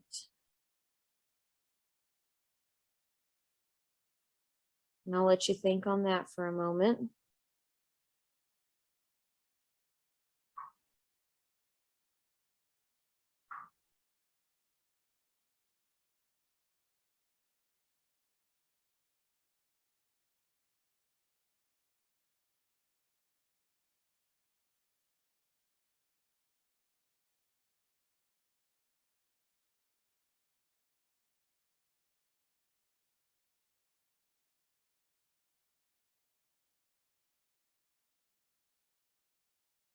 Okay, so hopefully you said that you want to follow her up with a repeat ultrasound exam in 6 months. So this was intended to be the most difficult question of the bunch. Not only did you have to not only did you have to come up with a likely diagnosis, but then you also had to classify it in terms of risk stratification, and then you had to provide further management. So for this patient, she's a young woman. Everything about her exam, the way the lesion is described, all of its characteristics are, number one, consistent with a benign lesion, but number two, they're also rather suggestive of a fibroadenoma, given her age, given the size, and given the descriptors of the lesion on the ultrasound exam. So if we're going to classify this as a fibroadenoma, there's no mention of calcification, so we can't classify it as a BI-RADS 2, definitely benign. However, every description of it is suggesting a benign lesion. There's nothing here to really suggest malignancy. And so for that reason, it's not classified as a BI-RADS 4 either. We don't need any sort of histological investigation at this point. It would fall under a BI-RADS 3, probably benign, very low risk of malignancy. And so we're going to follow her up, repeat ultrasound exams at 6 months, 12 months, and then optionally 24 and 36 months.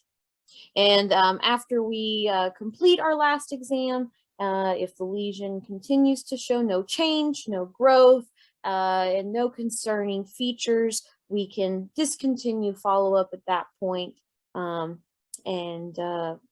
just return to routine care for this patient. Okay, and that's all I have for you. Hopefully you were 3 for 3 because I did an excellent job teaching it to you. And thank you for watching. I appreciate it. I hope it was helpful. If you have any questions, my email is down there at the bottom of the screen, and please feel free to contact me. Thanks.